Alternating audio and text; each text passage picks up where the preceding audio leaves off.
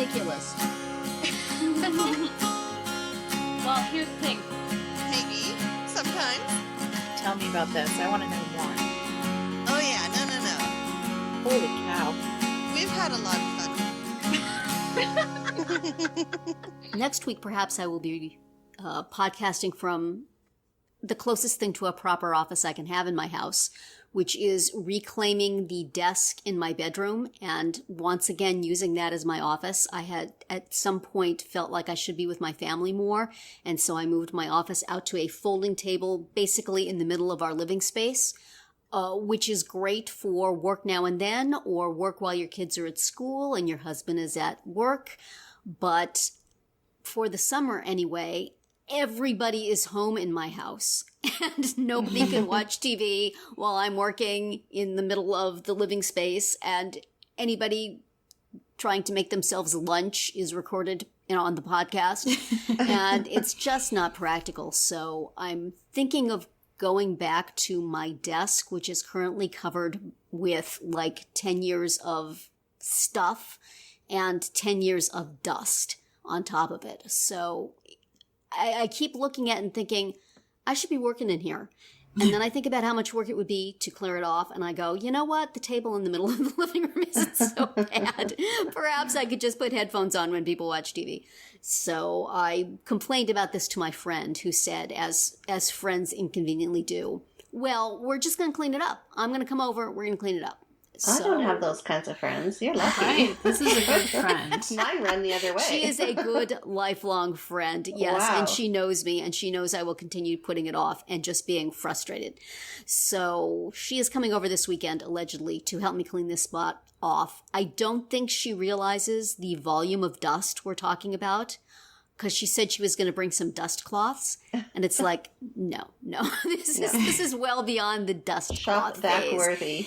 This need is a leaf we need blower. a shop vac. We need a leaf blower. We need, at the very least, to vacuum it for several hours before, and then you go in with the dust cloths. I think we need a picture of this desk before and after. I think we'll need Yeah, a before and before after. and Yes, I mean, after. it's the kind of place where I've put like all the boxes of every iPhone anybody in my house has ever owned.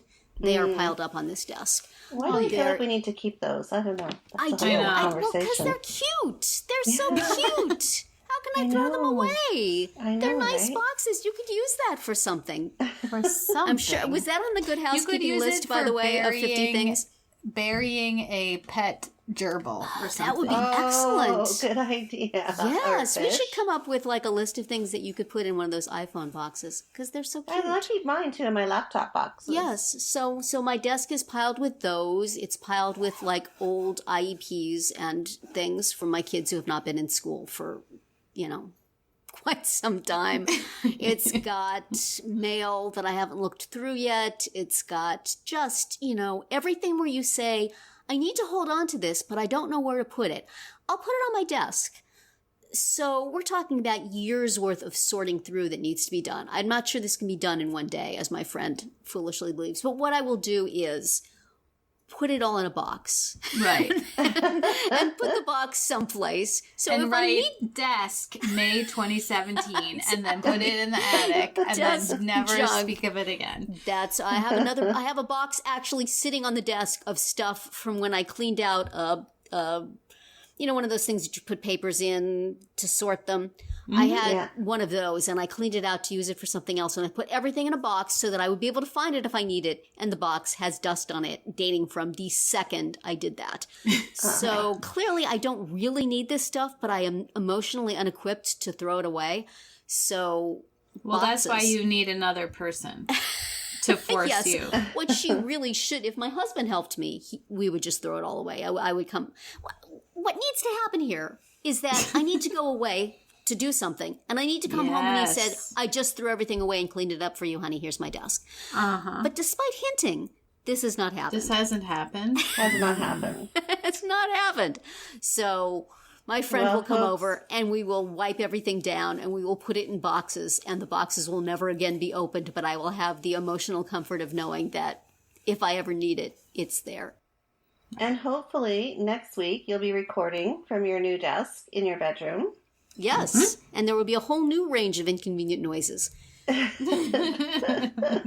for this week, you are still in the middle of your living room. I am, where my daughter is now standing here putting on her coat noisily in preparation for going to work. So let's everybody say, have a good day. Bye. Drive carefully. Love you. I'll supply, since this is not a visual medium, there is a mortified look being given to me right now. Let's all enjoy this. Well, I'll turn everybody's attention then to our podcast, and we'll get started on today's topics. Hello, and welcome to the Parenting Roundabout, a weekly podcast about the things that parents are talking about, obsessing about, and complaining about right now. I'm Nicole Erdix, and with me today are Terri Morrow. Hello. And Catherine Haleko. Hi. And today on the podcast, we are going to talk about swimsuit injustices on our Friday speed round. Lots to say about that. We are going to shout out some stuff on our Roundabout Roundup and do some shameless self-promotion. But first, we are coming to the end of the school year. Yay! Or maybe not. I'm not sure. Right. It depends. There is no end of the school year in my house. Yeehaw, we're done. But now we are facing the having to go to people's graduations of people younger than us. And it's like, aren't we done with this? Didn't we finish this when our kids graduated? Do we really have to go to the graduations? But yes, I do hear from the high school next door all the people getting ready for end of school things. And I hear on Facebook, I see things, and I know y'all are complaining about things. Catherine is complaining about things. So how is the end of the school year treating you? And we're going to talk about the traditions that we have at this time of year. My tradition is going to start to be, I don't go to anybody's graduation, but first I have a couple that I need to do. So what's happening with end of school for you, Catherine? What traditions are you facing here? Where are your kids going next year? Are any of them going to new schools? Yes and no, and sort of. So you only have 2 children. How could there be 3 options? Right? So my daughter will be staying where she is because she's in high school, and it's just one building for all 4 years, and there she is. My son will be going to a different building, but it's all the same kids. You know, it's just transplanting his entire school from one building to another. So he'll have right now he's in a 6th grade only building. So next year he'll be in the 7th and 8th grade only building. Which should be fine. I mean, he knows some older kids, and he'll be able to walk to and from school, which is awesome. Nice. Right. Although he plays the bass clarinet, which is extremely heavy. Yes, that's a big one. It's very bulky and awkward to carry around, in addition to being heavy. Like, the case is about 3.5 feet long. Yeah. So so I'm thinking of seeing if we can rent a second instrument, because that's a good idea. I really want him to be able to walk back and forth, and he really can't with this giant thing. You can't rent him like a cart or something. Yeah. Pull it along. Yes, here, please take your little red wagon to 7th grade with you.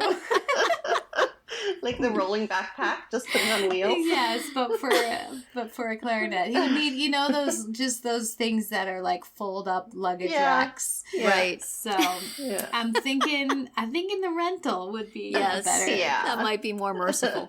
Yes.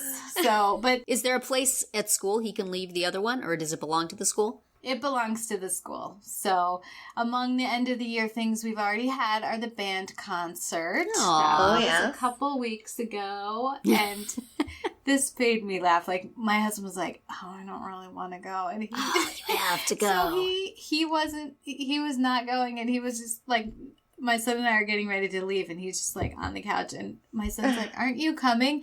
And he's like, no, I have some work to do. I'll go to the next one. Like, yeah, the next one, which will be in like December. Oh, nice move. Nice. Anyway, Yeah. so we've done that. The biggest thing was this huge project that my son had to do for social studies, where they study a country and they have to do a huge amount of research and all these projects related to the country. So Yep. last weekend we finished that off, and next week I will have to go into the school and see the finished product. But they're not doing any sort of like, as far as I know, like end of year assembly or that sort of thing. Last year I had to do a bunch of those because both kids were in their final year. One was in 5th and one was in 8th grade. So they had lots of assemblies and gatherings and things. And this year there's not as much of that. So that's helpful. Yeah. But yes, we are invited to several graduation parties. Yeah. And most of them we actually can't go to. So some of those I feel bad about, some of them I don't. Yeah. We have a weekend coming up where we have to go to a graduation that's like 3 or 4 hours away. And then the next day we have a wedding and a graduation party at the same time. Oh, gosh. So So it's what are you like gonna all do? the rights of June are descending upon us on the same Right. weekend. That's not right. So what I would really like to do is not go to the graduation, but it's a close relative, so we really have to. Yeah. But But then how can you go to the wedding? yeah, well, the graduation is the day before the wedding. Oh, The okay. graduation party, I think my son and daughter are going to go to while my husband and I go to the wedding because they weren't invited to the wedding. Gotcha. But it's too much. It's like, Yeah. and graduations, it's nice to go to somebody's graduation. It feels good that you're supporting them, but really you're not spending time with them. You're not really going to see them very much. And it's long. I mean, there's like 30 seconds where the person that you know Right. is walking through. But especially when I was going to my kids' classmates' graduation, at least I knew a lot of kids. Yeah. Yeah. But in this case, we're going to somebody, it's like, so there's going to be like 30 seconds of, hey, there he is. And 3.5 hours of speeches and names you've never heard before and Yeah. hard benches to sit on. You know what it's like? Yikes. Could we just send you a nicer present? Okay. Can we bargain here? We'll double the money we give you if you let us off the hook from actually attending. But no, And it's good really, to go. the kid doesn't care. It's the kid doesn't- kid's parents that Yes. care that you Yes. showed up. So And Yeah.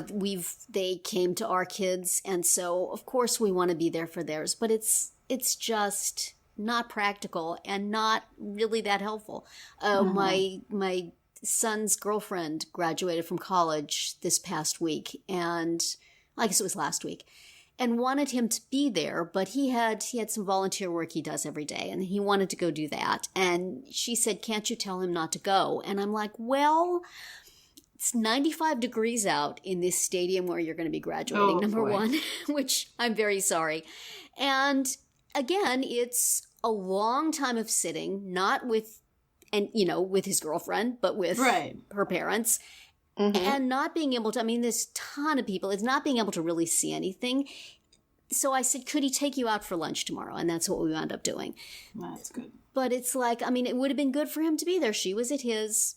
In terms of support, yeah, it's a big milestone. It's something you want to be part of, but it's just, it's really not practical, especially for a big school. It's just really not, it's kind of a meaningless gesture, isn't it? Mm-hmm. So, I don't know. I hope It's a not to struggle. have to do it that much anymore. And going to the graduation party at least makes sense. You're there with the person for 5 hours or whatever, celebrating personally, one-on-one. And here's an etiquette challenge for Yes. you. So I'm going to a party. Our whole family is going this weekend for a high school graduation, and so we were invited by one family, and it's to celebrate their son. And it says, and also his friends, and these two other girls that are neighbors and like close family Yes. friends of this one kid. So of those two, we know one. And Yes. the other one, we have like just a barely acquaintance, kind of like I recognize the parents, and the Yeah. kid would not know who I am. The parents Right. might. Right. So, like, do I give gifts to the two that I know and just completely ignore the other girl? Like, should I get her a card? What I'm would so you glad do? you asked that question because I got a very similar invitation the other day, and I am wondering the same thing. Wow. This must be a thing. I mean, when my son graduated high school, he and his girlfriend had a party together, but most of the people invited knew both of them, or a large proportion. I mean, Right. it makes sense because Yeah, you know, it there's 500 people graduating. There's no need to have 500 parties. Like, Exactly. you could have joint parties. It's just that I don't know this third girl very. Maybe there needs to be a line on the invitation. Please, gifts only for the people you know, or something like that. Can you mail it at a later date or beforehand? Yeah, that's a good idea. Or give it to his parents on the side? Mm-hmm. I might have to do something like that because it's a little it's a little challenging. I'm sure it's going to be a fun party though. So Yeah. they're a musical family, so it's an open house followed by open mic. Wow. So that'll be cool. That does sound cool. Mm-hmm. What fun. Yeah.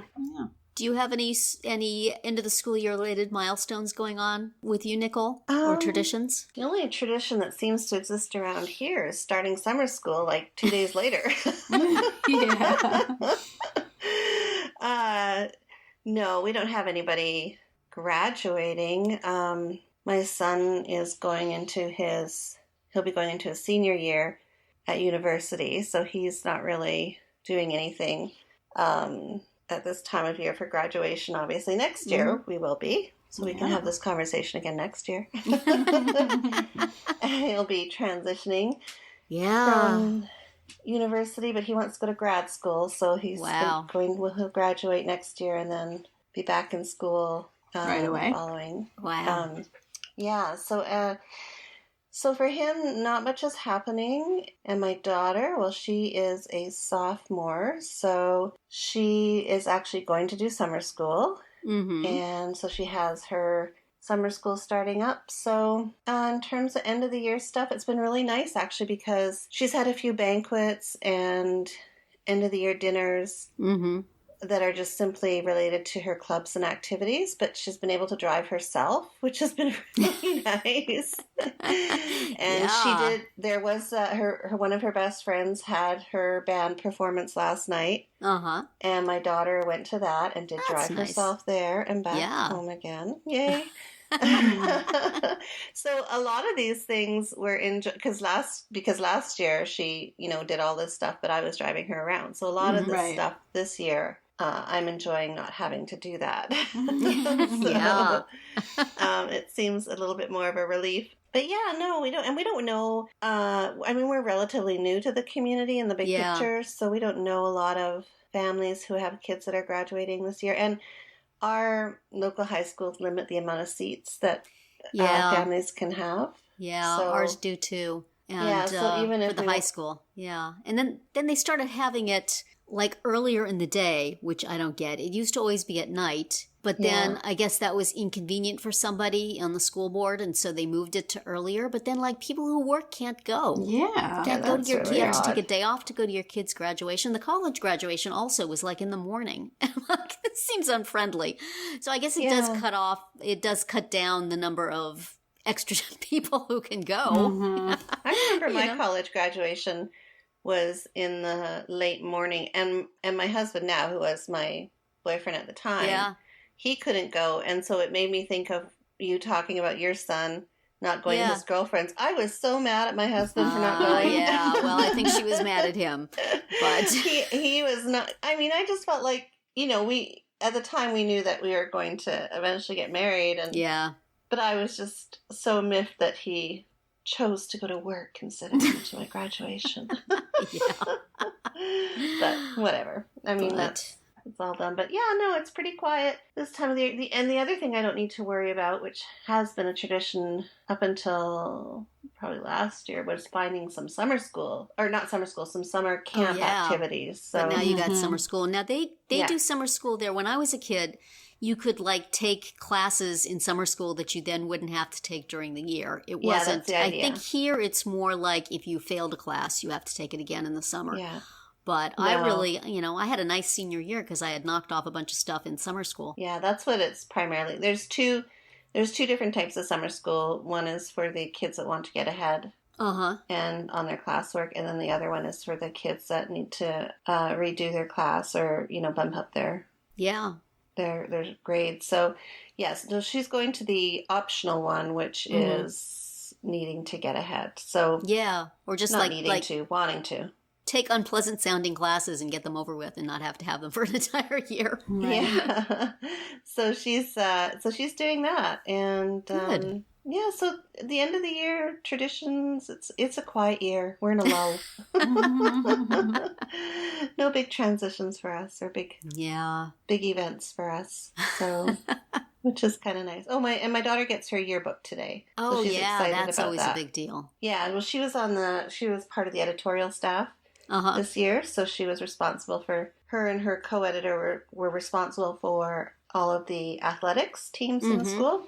Oh, nice. Of which there are 46. Wow. Different teams.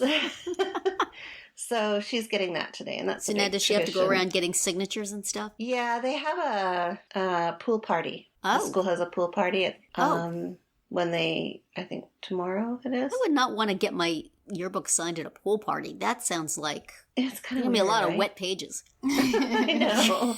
But I guess the idea is that, everybody is, well, not everybody, but, people are there that you can get it signed. Yeah. A one-shot deal. So, but, that's kind of a big tradition for her. Do you guys have your kids had yearbooks like all along in school, or is it just high school? No, they've had like little, like sort of flimsy ones, not the big like perfect bound. Right. Major.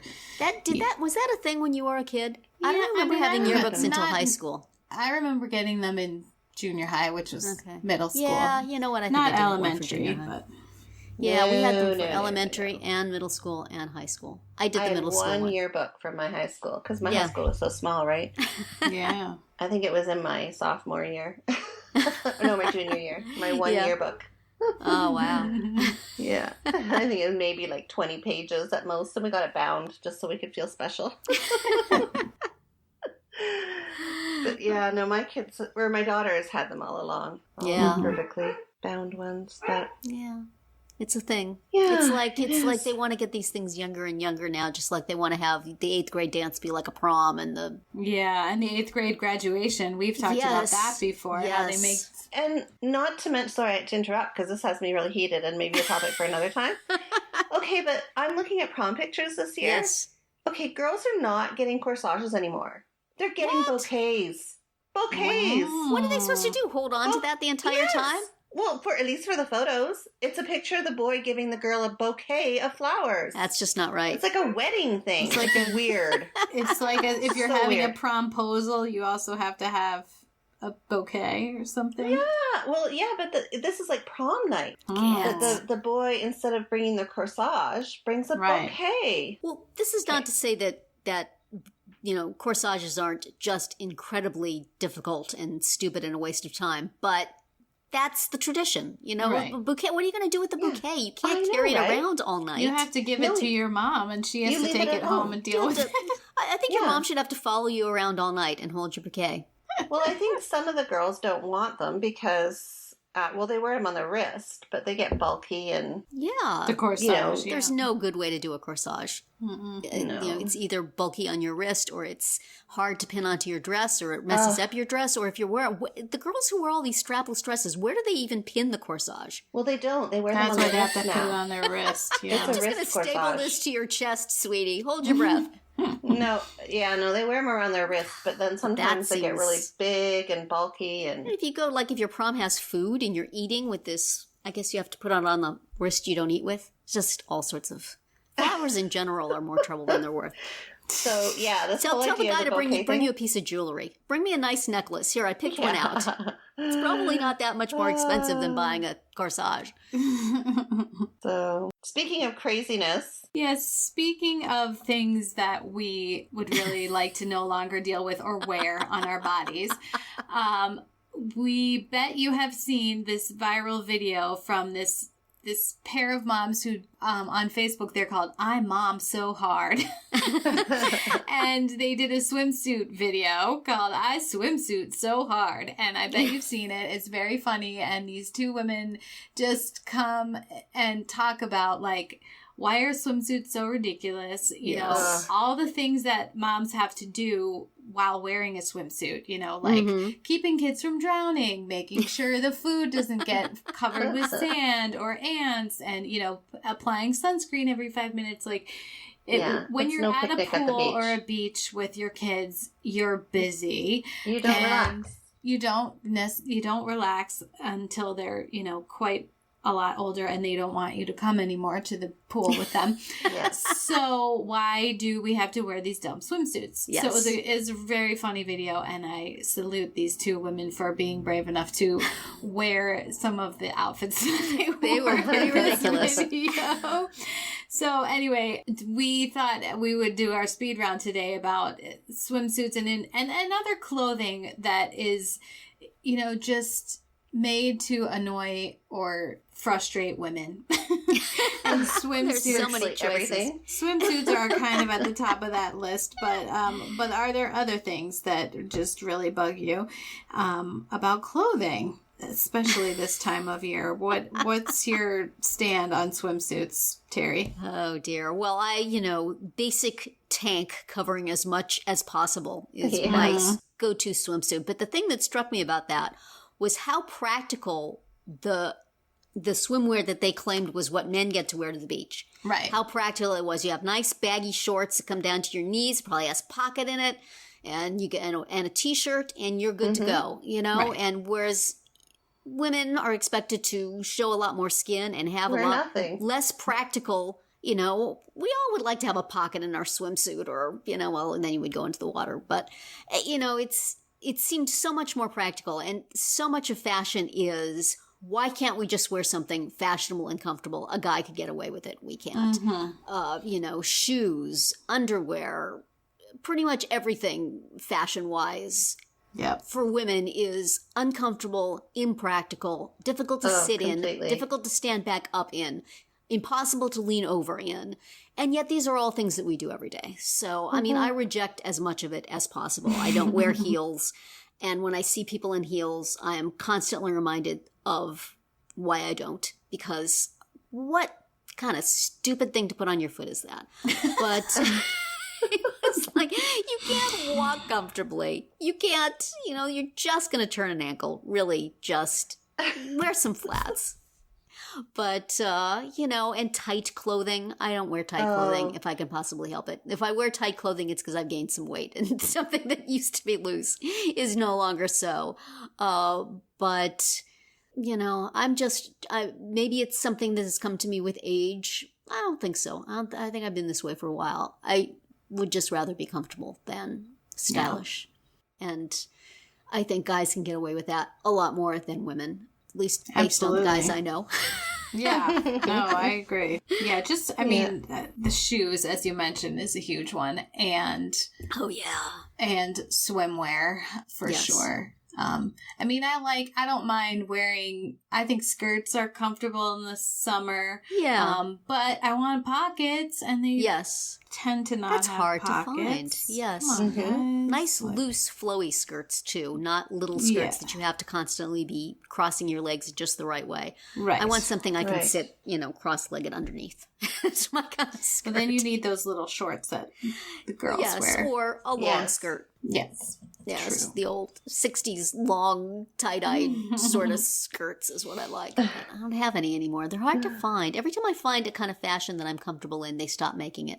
They do. I find that all the time. Every summer. I'm like, really? Why? Why is this the only option? I know. I have a couple of options. great, drop waist dresses that are kind of loose and comfortable on top with a button down, and then like a 3/4 length skirt that's wide enough to cross your legs. I love that, and they don't make them anymore. I've gone back to the manufacturers. I can't find them. If you Google drop waist dresses, you get like really short dresses that are like 60s mini sort of things. Yeah. Flowy drop waist dresses. Listeners, if anybody has seen those, send me a link because I am desperate because the buttons are falling off these things, the hems are coming down, the fabric is wearing through. There's only so much longer I can wear them. I need replacements. You're literally She hanging on needs by a help. thread. Wearing them to death. She's putting out an SOS. She needs I will See, include a picture. I struggle with summer t-shirts. Like Yes. the only option in the stores here in Southern California are those darn spaghetti strap shirts. Oh, no. They just don't work for people like me. Yes. I don't know who they're thinking of when they make them. I don't know very, very many moms that do wear spaghetti strap shirts to begin with. No. Yeah.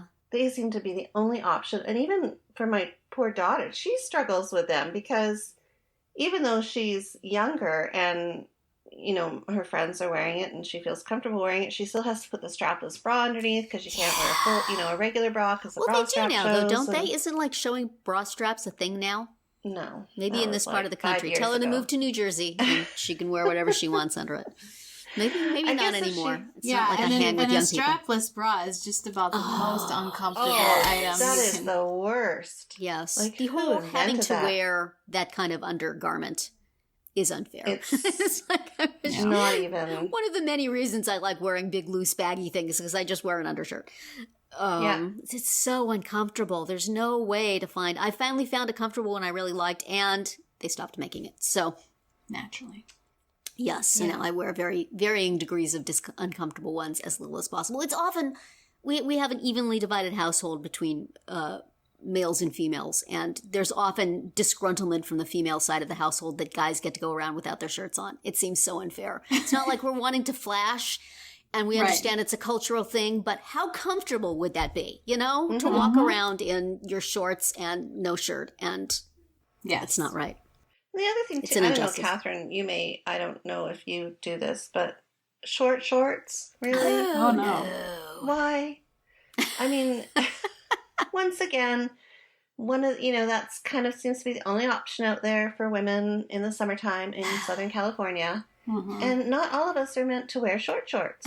And for a while, I was really enjoying wearing capris. Yeah. Loose-fitting capris. Do you think I can find any this year in the No. stores? No, none to be had. Is there some hospitable spot online that will sell them to you still? Not that I found. Hmm. But I That's need been to. the great blessing of online shopping, is that stuff they don't sell enough to put in the store, you might still be able to find online. Although not my online. drop waist dresses, but still. Not that I'm bitter. Not at all. That's so bad. But really, I mean, those short shorts, you bend over in them. That's and not then- right. Yeah, they're Yeah. not comfortable either. They don't even look No. good on the teenage girls who can fit into them. But No. anybody over the age of, sitting in an office any time of, it's Yeah. like Yeah. you lose the ability to Yeah. have the control necessary for that. I don't know. Yeah. But they're uncomfortable. Right. I mean, They try look getting bad. into a car and sitting on a leather seat. Like, That's, no, yeah. you can't Yeah. do that. No, we No. need coverage. We need Yes. coverage. That's why not right. That's why I wear skirts in the summer. Yes. Skirts. Understandable. Skirts. Oh, I love my skirts. Yes. I Must love it. say. Years ago, my friend had a gathering in the summer, and it was like a women's group, and she said, and everyone bring just something that's their favorite thing. It was like a in-person Roundabout Roundup, which is coming up next, by the way. And she and I both wore the same skirt. No. We were like, we love our skirt. Well, I mean, skirts are good and they're practical, but you still have the crotch situation, which a regular skirt, you can be a little more free. Yes. I don't Well, know. no, not if you. It prevents I don't like chafing. things That's digging. what- no, but then you don't have chafing, That- or whatever you call it.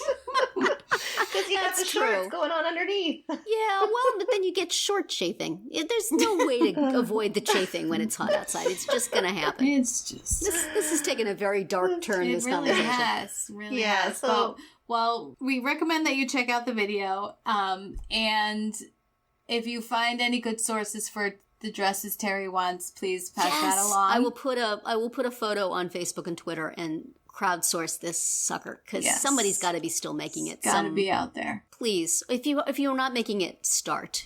Seamstresses, Get start on your it. And engines. capris. Get on And this. capris. I want them. They're so comfortable. Yes. So that's our speed round for today, and you can hear a new one every Monday through Thursday. And now we bring you some of the things that we've read or seen or used recently that we want to shout out and share with you. Terri, what do you have for us this week? Well, I found a website. Well, I guess it's a web app. I'm not sure exactly what you would call it, but it's called, I'm not even sure what it's exactly called. It's basically for writing. And what it is, you go on this webpage and you can select an amount of time you want to write from 1 minute through, I guess, maybe half an hour or so. And you click and you go to a page where all there is a box to write in. And there's a little timer that goes across the top. And for as long as you've set it for, you can type in this thing. If you stop typing, your stuff disappears. So you have to keep typing. Oh, yikes. And when you're done, it ends, it closes, it saves it somewhere. You can download it into a plain text file. But the idea, of course, is to focus you on writing That's and stressful. keeping writing and just brain dumping and getting stuff out. So I've used it really successfully for like a minute at a time. I did try using it for 15 minutes and I paused too long and I lost like 10 minutes worth of stuff. So that is no good. But in terms of, if you think about like you have stuff in your head that you want to write and you had doing 500 other things, you can always just take a minute, go to this page, write for a minute. It saves it for you, then you go on and do something else. And then eventually when you're done, you download it all into a plain text file and then you can go through and edit and sort. I think there's some value there. Does it keep you from clicking out? I guess it would lose, you would lose your stuff. It does not stuff. keep you from clicking out. You would just lose your stuff. Right. You can hit the back button and you can, you can just stop. That's why I think that the minute is the time of it that would work for me. Dang, because that's it just gives you a stressful. little burst. You can write a paragraph. You can write, start an email. You can do whatever. And then it just download it later into this plain text file. So I'm still playing with it, but I used it successfully a little bit today and I kind of liked it. I think it's the kind of thing that somebody like me needs to just focus for this short period of time on this one thing and nothing else. So if for others who are that way, we will have the link to that on our website page if you want to try it out too. See, tell me what you think. All right, Catherine, how about you? I just do you have a funny page for your procrastination after your 1 minute that you could reward yourself by going here. It is the winners of the first annual Comedy Wildlife Photography Awards. So it's just animals looking really goofy and it's super funny, and there's a lot. Like, you could be scrolling down for a while. The very first one is this like little, I don't know what it is, like a prairie dog or something with like its cheeks all super puffed out, like they're filled with stuff, and it's running, it's like bounding like it's a gazelle, but it's this little rodent with its teeth, with its cheeks all full of food. So how fun. It is cute. Fuel for the internet for an entire year. Exactly. Yes. So we'll have a link to that too. Yeah. Thank you. And I have a recommendation if you are needing to send an e-card to the mature adult in your life. I'm thinking along the lines of mother, maybe mother-in-law, aunt. If they are online. If they're online at all. Send it to their children and say, show this to your mom. Yeah. And that is the Jackie Lawson e-card site. Has anybody come across her before? I think I've received some, and now that makes me feel like I'm ancient because I don't think that was what was intended by the people who sent it to me. Well, they're lovely cards, and there's a lot of flowers and teacups happening and birds and butterflies. And I guess if you're into that kind of thing, it's great. My mother loves her e-cards. She has a subscription. So every birthday I get one too. So don't feel so bad, Catherine. I just think they're better suited for the more mature set. But honestly, they are lovely. And I know that my grandmother and mother and aunts would appreciate it. So that's JackieLawson.com. And those are e-cards if you need to send one. All right. To the older lady in your life. Or your daughter. So this week we have an interview with Greer Gurland, who is a special education advocate and the author of the book How to Advocate Successfully for Your Child, What Every Parent Should Know About Special Education Law. Last month, Greer and I talked a little bit about summer programs through your school with an extended school year. And this month we're talking about other summer possibilities for your child with special needs, which are not always all that easy to find. So let's listen to that interview now. Last month, Greer, we talked about ESY services through your child's school as part of the special education plan. Today, we wanted to talk a little bit about helping your child with special needs be included in community summer programs and other options for spending the summer. This is something that I think every parent of a kid with special needs would like to believe is a possibility, and many of us have found that the community thinks not so much. So what sort of experience have you had with that, and what would you recommend parents to do? I think it is so important that parents try to include their children in community activities on various levels, and it is doable. It can be challenging, and I think that it requires a little bit of extra effort on the parents' part, but I found myself that what works best is being open and honest about what my child's challenges are, what they're interested in participating in, and having an open dialogue with whoever is running the program about how that can happen. Yeah. And, I would say that the same thing applies. Sometimes parents will come to me and say, my child's starting a new school or having a new teacher during the school year, should I let them know that my child struggles with X, Y, or Z? And I'm always saying, tell them, because it's going to help the teacher help your child. And definitely. I think the same applies when it comes to summer programs. Yeah. So if you want to sign your child up for the summer softball league or swimming class, wonderful. I think that's great. But I think that you help your child and the person running the program who wants everyone to succeed, to prepare them ahead of time, to let them know what your child's challenges are, let them know how much it means for your child to be able to be included, let them know that you realize that this is potentially posing some challenges for the person leading the program, and offering your support to try to figure out how to make it successful for everyone. Yeah, I absolutely agree. You don't want to go in there and just hope that nobody will notice and not give that information out.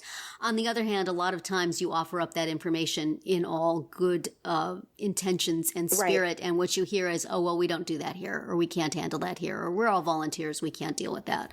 Well, I would say that there are some, when you find that's the case, one, of course, you want to challenge that, but two, you also want to find a program that is open and welcoming, because there are more and more fantastic programs and people who really have the awareness and the understanding of how to be more inclusive. Right. How do you find those? Just word of mouth? A word of mouth is wonderful. Word of mouth is wonderful.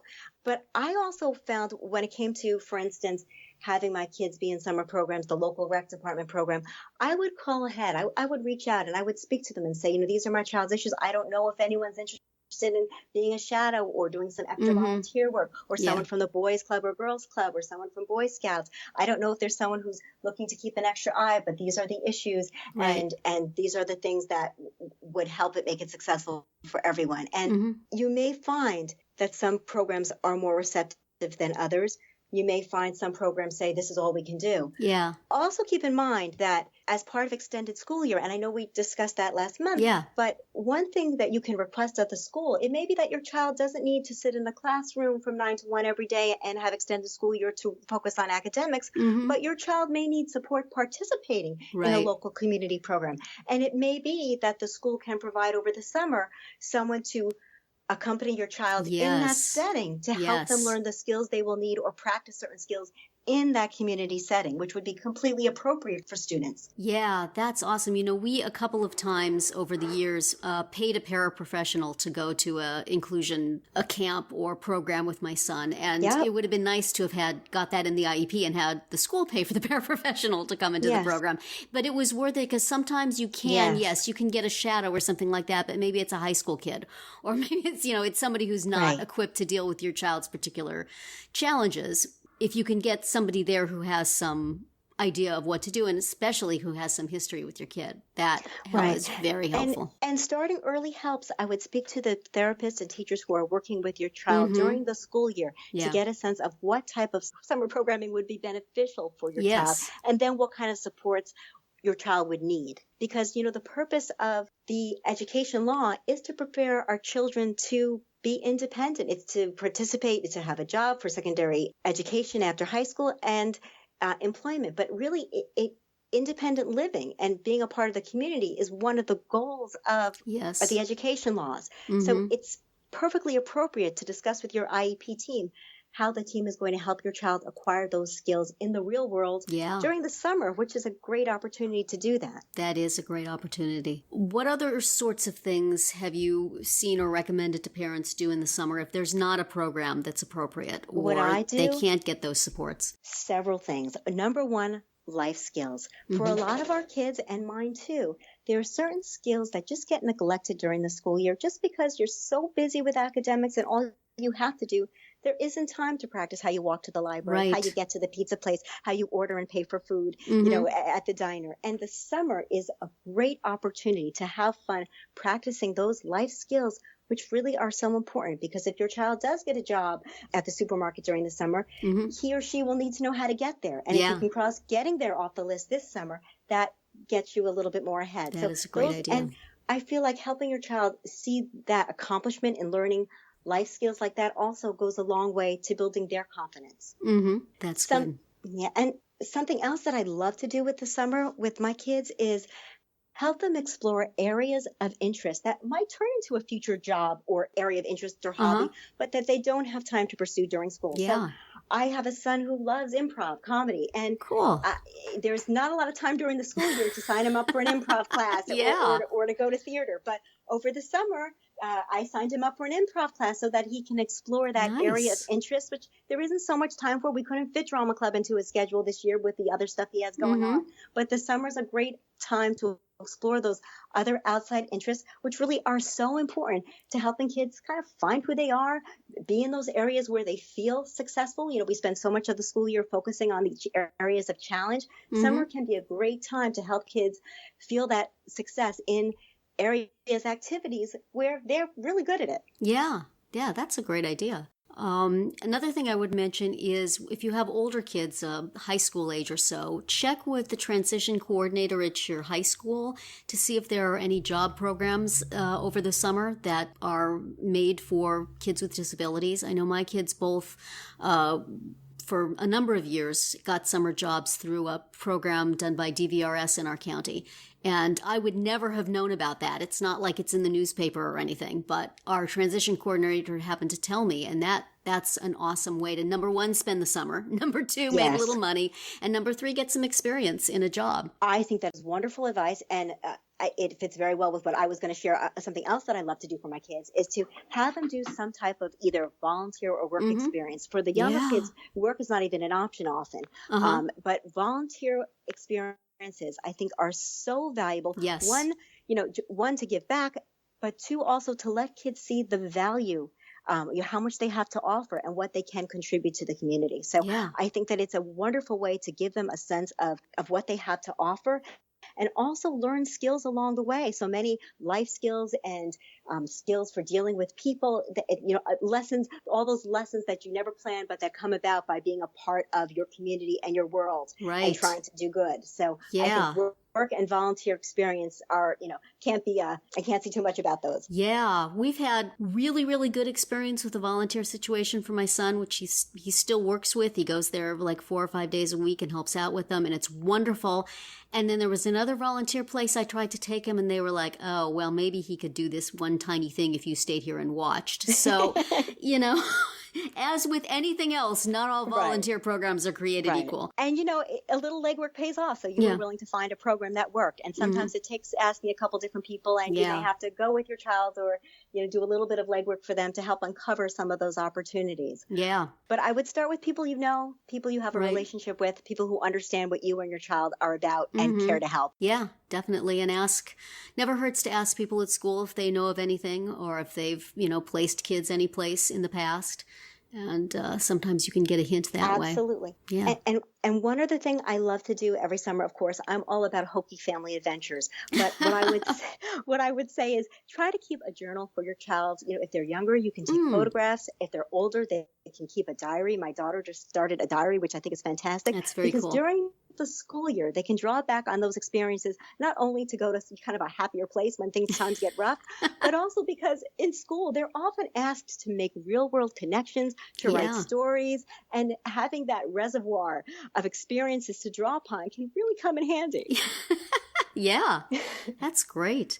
One thing that we did one summer that I think is maybe the most successful summer we ever had, although it was difficult to duplicate due to exhaustion. But I can't wait to hear. If you happen to be a parent who is at home during the summer and your child has friends whose parents are also home during the summer, make your own little summer camp. We did something that we called Camp Mom.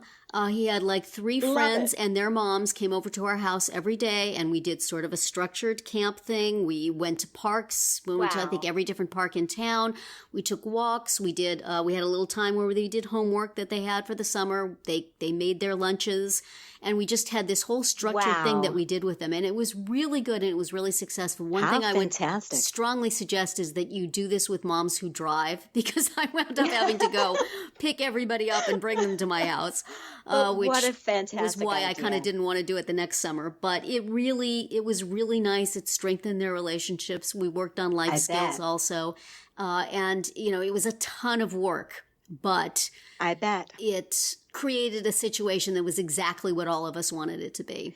And so that if worse comes to worse, I don't think those children will ever forget that. And you're also creating that quality time, which is, you know, amazing.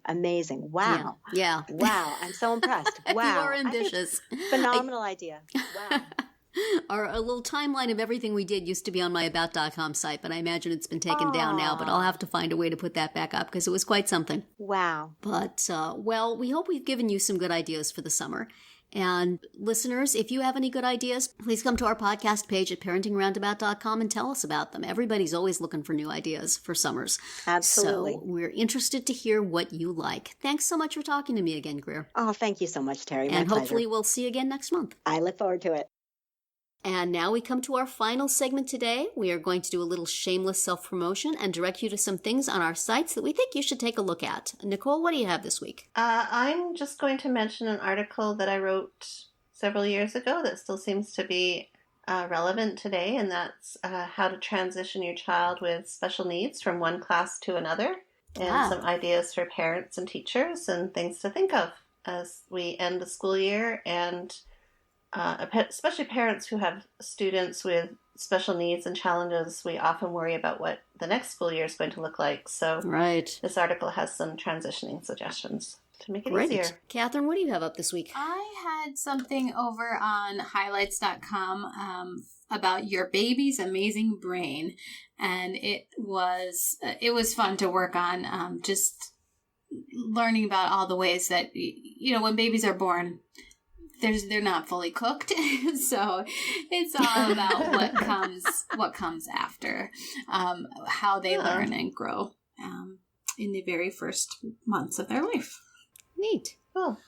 Well, on Friendship Circle this week, I have an article of some mainstream shopping sites on which you can find things for kids with disabilities, sort of inspired by Zappos suddenly coming up with an adaptive section on their website with lots of adaptive clothing. So I kind of poked around for some other places that have those things in which you are probably already shopping. So you can check that list. And also I am percolating, actually on that right site, a list of suggestions for fixing Dancing with the Stars if you are of the opinion that it is broken. I am actually not, but there are certainly some things they could be doing better.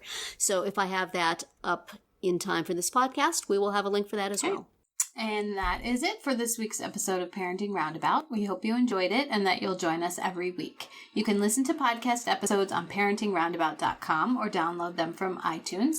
Please subscribe so that you'll get all of our podcasts and mini podcasts. You can also follow us on Twitter, where I am C. Haleko, Nicole is Nicole Eridix, and Terri is Mamatude. You can follow the podcast on Twitter at Roundabout Chat and look for us on Facebook, Pinterest, Tumblr, YouTube, and Instagram. Best of all, stop by our podcast page at parentingroundabout.com and read recaps, find links on everything we've mentioned, and talk back in the comments. Thank you to John Morin for providing our in and out music, and I wish everyone a great week.